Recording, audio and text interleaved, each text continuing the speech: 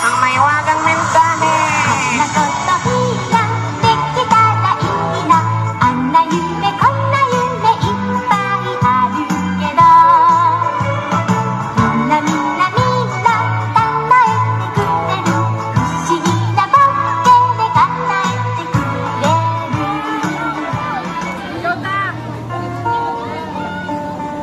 May mga batang 90s ba dito? Kamusta kayo? Kamusta tayo? Alam niyo, sa totoo lang tayo may pinakamasayang kabataan. Tayo yung mga kabataan noon na napakababaw ng kaligayahan. Tayo yung mga batang batak sa arawan kahit napagalitan ng magulang, okay lang basta makipaglaro sa mga kaibigan. Di natin alam kung ano yung teknolohiya. Di natin alam kung ano yung cellphone. Di natin kilala si Coco Melon. Kontento na tayo sa mga laruan natin at sa kung ano yung meron. Tayo yung mga batang napakasimple lang ng kaligayahan.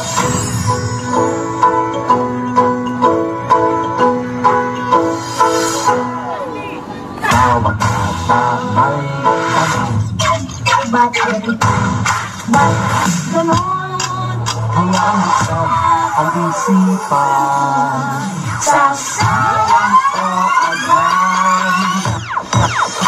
Ang nasa sinasara, masin ang sudesya, kinabukasan ang ating bayan, siguradong makakamtan. Nay, paglaki ko, gusto ko po maging guro. Ang Hirayang Manawari ay sinaunang katagang Tagalog na nagtataglay ng retorikal na kahulugan na reach your dreams or abutin mo ang iyong pangarap.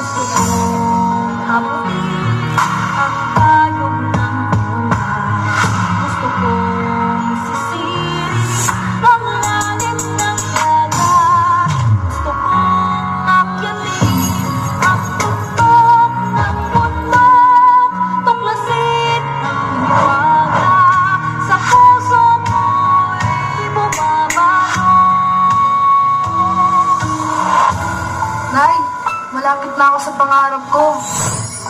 Nay, isa na po akong ganap na guro.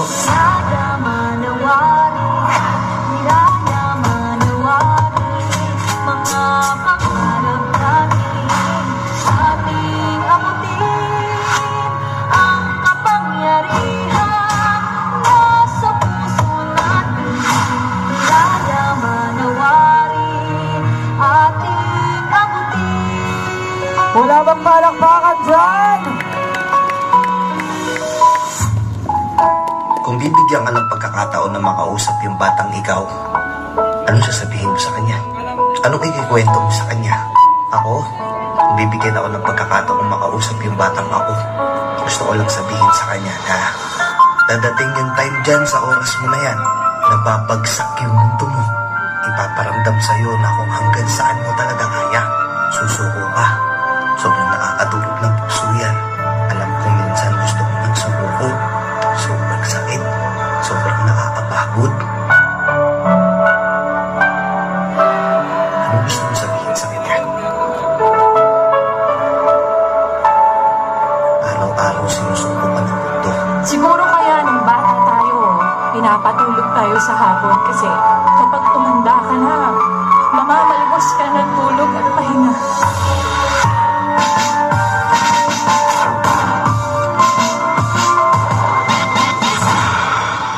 Para sa batang ako, huwag ka dito. Wala si nanay dito. Sa palatay, sa aking buhay.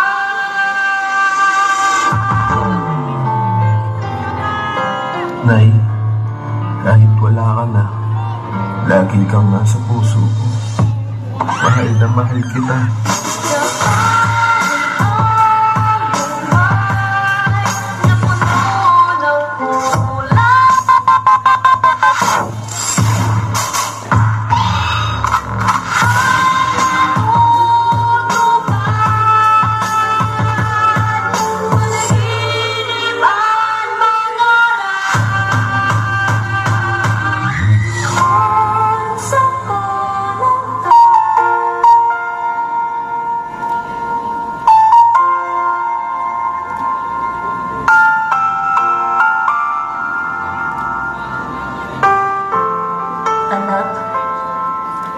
malaking pagpapalang ipinagkaloob ng Diyos sa amin ng Papa mo.